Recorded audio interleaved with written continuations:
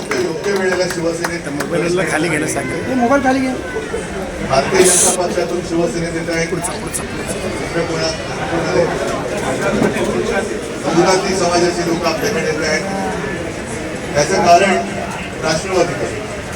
याचं कारण सध्या जो काही अंदाधुंद कारभार महाराष्ट्रामध्ये आणि देशात चाललेला आहे तो फार भयानक. गेले काही दिवस आपण सगळेजण पाहत आलेलो आहोत. बातम्यांमध्ये पाहतात, पेपरमध्ये फारसं जरी कोणी दिलेलं नसलं तरी सत्य हे काही लपून राहत नाही. कालच एका मंत्र्याचा राजीनामा झालेला आहे. आणखीन एक मंत्री जायच्या वाटेवर आहेत. पण मुख्यमंत्री त्यांना पांघरून घालत आहेत हे फार विचित्र वातावरण. ठीक आहे, राजकारणासाठी माणसं लागतात, पण ती माणसं कशी पाहिजे? कोणतं सुद्धा चालतील, ड्रग्सचा व्यवहार करणारे सुद्धा चालत आहेत.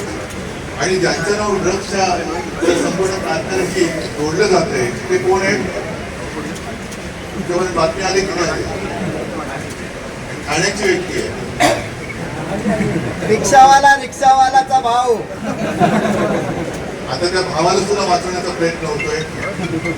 आणि कोणतं राज्य आहे, कोणासाठी राज्य तुम्ही जर त्यांच्या गेल्या आपण म्हणजे मागच्या त्याच्या आधीचं जे काही विधिमंडळाचं अधिवेशन झालं त्या अधिवेशनात डान्सबारचे पुरावे बाहेर काढले, अवैध मार्गाने उत्खनन चालले खाणीचं ते बाहेर काढलं, सगळं पुराव्यानिशी बाहेर काढलं.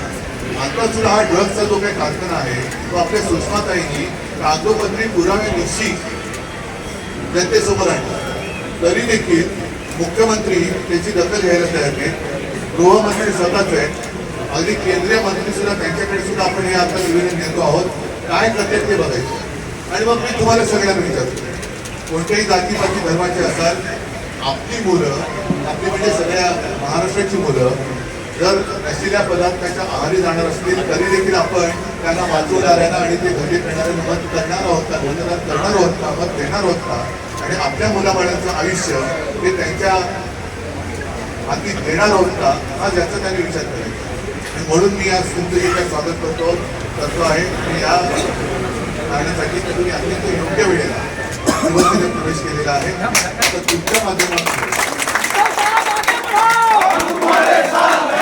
तुमच्या सर्वांच्या माध्यमातून अजूनही ज्यांचे डोळे उघडले गेलेले नाहीत त्यांचे डोळे उघडले जातील ही अपेक्षा व्यक्त करतो. तुम्हाला सगळ्यांना शुभेच्छा देतो.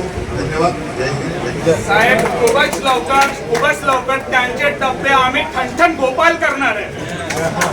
डबे खाली करणार आहे. एकाच डब्यामध्ये एका मंत्री असणार आणि एका आमदार नसणार.